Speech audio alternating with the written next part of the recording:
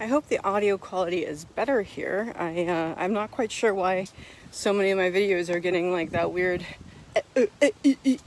thing that's happening. I don't really understand. But you know what? We'll just go with it. Maybe it's just something no one else was meant to know. What was I talking about during that video? I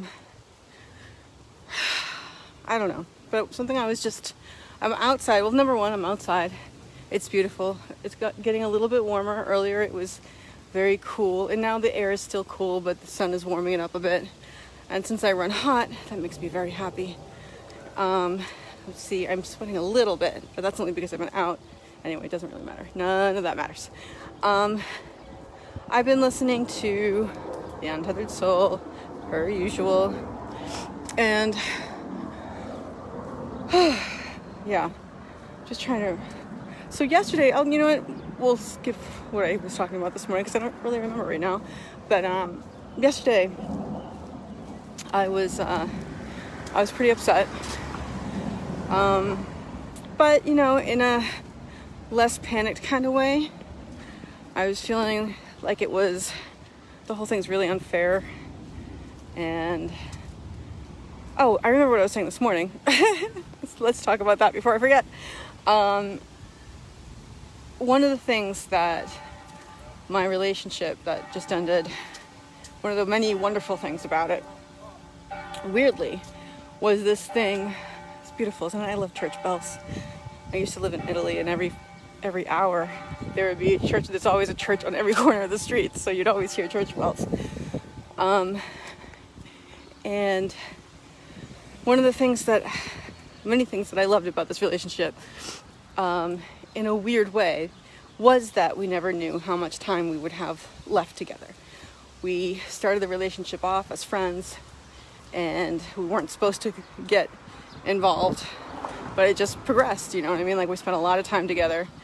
We thrown into a situation where we just spent a lot of time together. He was driving me to and from work, and then we're spending every lunchtime together, and it just grew from there. And it wasn't supposed to be something romantic, but you know, when it happens, it happens. And so, because of the situation, stinky trash. Because of the circumstances that led to our actual breakup, have always been there. We knew that we wouldn't always be together. Although, you know, later as things progressed, we hoped we could find a way. But one of the things that was a result of that was that we never knew how much time we had left together. So all our time together was precious. And we were constantly appreciative of each other. We didn't really fight. I mean, sure, there were moments of tension and anger. Well, you know what, honestly, not even anger, frustration maybe, or like misunderstanding, but we always talked it out. There was never, it was great. And every moment we had together was precious. And we made sure that we saw it that way, and we adored each other because of it. It was really, really amazing. So one of the things that the book that I'm listening to, The Untethered Soul, is talking about is how death is a great teacher, right? Because if we lived in the state where we knew that every breath could be our last, and that we never knew when the next time we'd see this person or that person would be, or when the next time we would look at the beautiful leaves on the trees, and as New Englanders we all know how precious those are, right? And feeling the breeze, we never know when that's our last time. And if we lived our life that way, feeling that everything could be the last time, we would see how precious it is, and we would appreciate it so much more, and we would cherish it so much more, the way we were able to cherish each other in that relationship. And I am grateful for that. That has given me something that no other relationship has ever given me. And listening to this book, The Untethered Soul, I'm going to keep hyping it because I swear to God, it's the cure it's like the road to happiness, this book. is just showing me like I gotta approach all of life that way. You know, I'm gonna go into Cafe Nero and I'm gonna talk to the cashier as though it's the last time I'm gonna talk to this particular guy. You know what I mean? Like, savor every moment. This might be the last time, right? That's how I'm going to endeavor to live at least the next hour. We'll go hour by hour because we always get distracted. So that was that thought from this morning that got all chopped up. But I think it's a beautiful thing and a beautiful way to live your life. And it does give you much more peace when you are going through an emotionally difficult time. The other thing I was just thinking, because I was just walking around the pond, and the pond here is just so beautiful. I love this part of Boston. This JP is just so beautiful. The other thing that I was just thinking, oh, now there has to be like a buzz sound, but the church bells were nice, right? So whatever, maybe it's the last time we'll hear the buzz sound, and therefore we should enjoy it.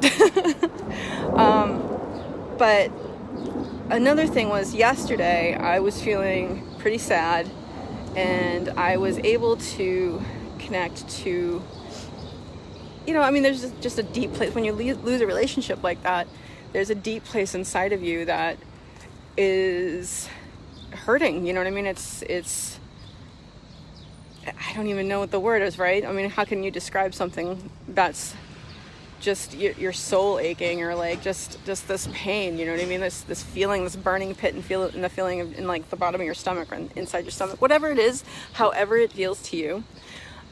So using this book, The Untethered Soul, again, promote. I'm not getting any money, guys. I am just trying to help you, because this book is amazing. All Michael Singer's books are amazing. He talks about sitting back in the seat of consciousness, and observing your thoughts, and observing your emotions, and observing your psyche. And as I really allowed myself to, it's a scary thing, right, though? Like, allowing yourself to touch that suffering is scary. I didn't want to. I was pushing it away.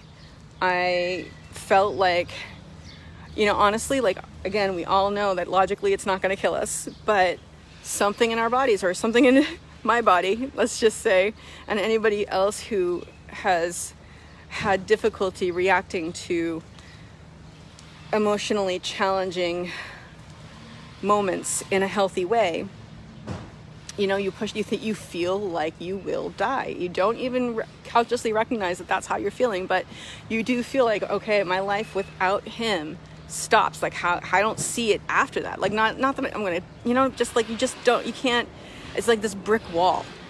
And yesterday I allowed myself to just sob and cry and just shout about how unfair it was, and how I didn't want it to happen, and all those things that come through your head and come through your gut and come through your mouth. You know what I mean? Like, I allowed that all. But one of the things that really helped me going through that is having read this book, and in the past couple of weeks, really not trying, because we don't say trying anymore, really concentrating on being able to sit back in the seat of consciousness, right? So that part of us, that we are the one that's conscious, right? We are the one that is conscious. We're not our body. We're not our mind. We are the ones who is conscious. We are the ones who are seeing through our eyes. We are the ones who are feeling those emotions, who are experiencing the world and the universe through our bodies, right? We're that one. We're not the body. We're not the mind. We're not the emotions. We are the soul, right? This is the most amazing statement. We don't have a soul. We are the soul, right? So using that, sitting back into your soul, inhabiting that part, and observing how I was just emotionally kind of coming apart. You know what I mean? Like, the pain, like being aware, like, yeah, there's the pain, and you can get involved with the pain. You can feel like the pain is you and the pain is consuming you. Or you can sit back, and while you are allowing yourself to feel this pain, you observe it. And the same thing with the thoughts and the words that come out and the sobs, you know what I mean? Like, they're happening, and it's your body and it's your mind and it's everything, but you are also observing it. And because I was able to, I wasn't able to stay in that continuously, but I was able to retreat back for a few moments, and then like, it was honestly a little disorienting. It's like, wait, what? Like, no, I'm feeling it, and I'm hearing and it's still all the stuff that's going on inside of me, but I'm also observing it and just letting it be. And that was such a help. Such a help. I mean, it broke up those pangs, those pangs that just get you in the gut, just like, oh God. It broke those up. So it wasn't everything all at once, which again is, I mean, I'm kind of going off on one here, but a bunch of my friends have been saying to me, like, because I've been asking, like, how do you deal with this healthfully? Like, I don't know how to deal with this in a healthy way. I'm out of a depression, you know what I mean? A 10-year depression, maybe more, I don't know. I don't think I've ever learned to deal with emotions like this in a healthy way. So I've been asking my friends who know a little bit more about being healthy than I do, and they're just like, don't feel it all at once. Because my instinct, maybe not an instinct, my habituated behavior, right? My automatic thing is to say, okay, I want to get through this. I want to get through it all at once. So I'm going to think about all the horrible things and come to terms with them right away so that I can feel all the pain and then just get over it, get through it. So once I realize everything, I accept everything, I can move on. And my friends are like, yeah, that's not how it works. That's nice. It would be nice if it could, but that's not how it works. So don't kill yourself about this. Like, it's going to take a long time no matter what you're thinking. In fact, if you keep doing that, it's going to take longer. So what you do is you concentrate on what's happening right in this moment. You work on what you have to work on. You focus on what you have to focus on. And it will come naturally, but it will come in digestible pieces. So I've been really thinking that advice over and realizing the wisdom, because there are certain things you just have to accept in life, right? Really, really just things you have to accept. And one of them is, I'm not going to get through the pain. You're not going to get through. We're not going to get through the pain quickly and easily. It's not how life works. And if I can accept that it's going to take a while and just relax into that, like, there's nothing I can do about it. Like, there's this one thing that happens to me, right? And it's like, it's happened often in like airports, or pretty much like anytime you're running to, like, you're late. I'm never late for these sort of things because I get so antsy about it. Like, let's just take a plane, right? I go like 2 hours before most people go because I do not want to be rushed. I'm stressed out enough about being in a tank that is flying in the air. I want to get there. I don't want to have any stress. And I have been with people, however, who don't care about getting there on time and been really close to missing a plane or whatever. And the closer it gets to the time where, like, okay, I can still do something about it. I can still do something about it. But then when it crosses that threshold, all that pressure drops away from me. And I'm like, well, there's nothing we can do about it. Whatever happens, happens. It's over. Like, we don't, like, just, and that's sort of what I'm trying to, that thought and that feeling of just being like, there's nothing I can do. Let's just go with whatever happens now. I'm trying to take that thought and that feeling into something like this, where it's like, there is nothing I can do. It's going to take a while. It's going to take a while. And if I accept that, then I don't have to try and put myself through all that pain to try and get through it. Right. It's like, it's not going to work. It was such a good piece of advice my friend Brooke gave me. She's like, that's not how it works. That is not how it works. It's just going to take the time that it takes. And as it goes on, anyway, the point is, yesterday when I was sobbing and crying and feeling the pain and loss and grief, I was able to take myself out of it. I was able to sit back and watch it and observe it a bunch of different times. And also, because I'm able to do that, I was able to observe myself observing it. It's like this whole meta thing. But because of that, it broke it up so that it was much more digestible, much more bearable. And I hope that that's something that you guys can take with you if this is an issue for you. I mean, I've been going through a lot, you know what I mean, as we all do. And I'm just trying to navigate my way through it and take you with me, because hopefully you'll get something out of it as well. So I just want you all to remember, breathe slowly, observe your thoughts, your emotions, be patient. That's a hard one. Recognize the things that you cannot change. Don't try and change them, just accept them, right? And the whole serenity prayer. And if you don't get it right away, it's okay. Just keep trying, keep going, keep doing, and you will. Because when I was trying to recognize, I was trying to pull myself back for the past several weeks, like, and observe things from my seat of consciousness. I didn't get it right away. I'm like, what is this? Like, I have no idea how to do this. But you keep doing it. You keep doing it. And eventually it starts, you start getting it. It starts making sense, and you start being able to see, oh, okay, this is me. Okay. And then you get you back into it, and then you're like, oh, wait, no.